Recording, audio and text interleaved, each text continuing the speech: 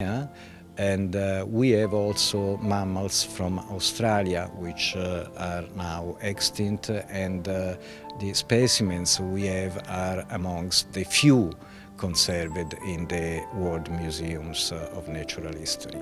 The Museum of Natural History is part of a network of European and American museums which are cataloguing the species which are at risk and now extinct.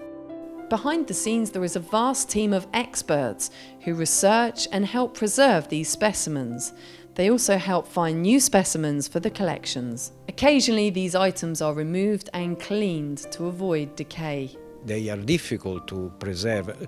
Let's, for example, think to a bird. So you have the feathers and the beak. This is organic material. So you must continuously treat those parts in order to avoid, destruction and in order to be sure that they will continue to be visible for years and centuries. This hippopotamus is one of the oldest pieces in the collection and dates back to the 17th century. It's also believed to have been the personal pet of the Grand Duke, but because of its age, it makes it one of the most difficult pieces to preserve. The museum preserves biodiversity, but it's not just animals. In fact, this is almost two museums in one, because La Specola has a world-famous anatomical wax collection. The models were designed to help the study of anatomy, and they offered an alternative to dissection.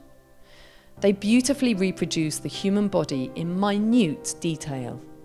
And in the 18th century in Florence, a school was created here to teach the art of making wax models. And even today they are considered excellent reproductions. They've made few errors. Clemente Susini was one of the most well-known modelers. He was famous for making them lifelike, graceful and elegant.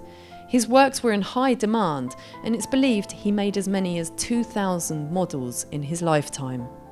Looking after them is a big responsibility. Creating the right conditions is a challenge. We must avoid temperature excursions, for instance, is obvious.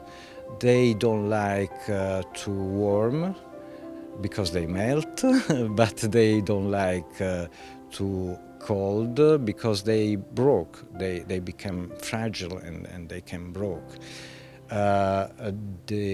We need to avoid vibrations, which is a problem because they are hosted in ancient rooms, so we have some vibration and we must avoid, we must limit the access to small groups, for instance.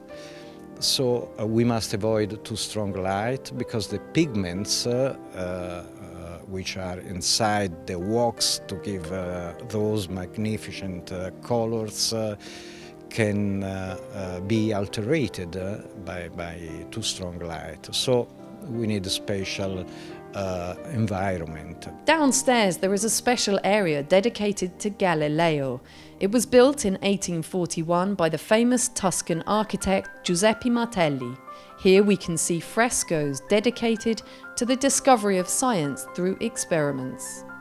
La Specola is the oldest scientific museum in Europe and offers one of the best chances to learn about science, history, anatomy and zoology all under one roof.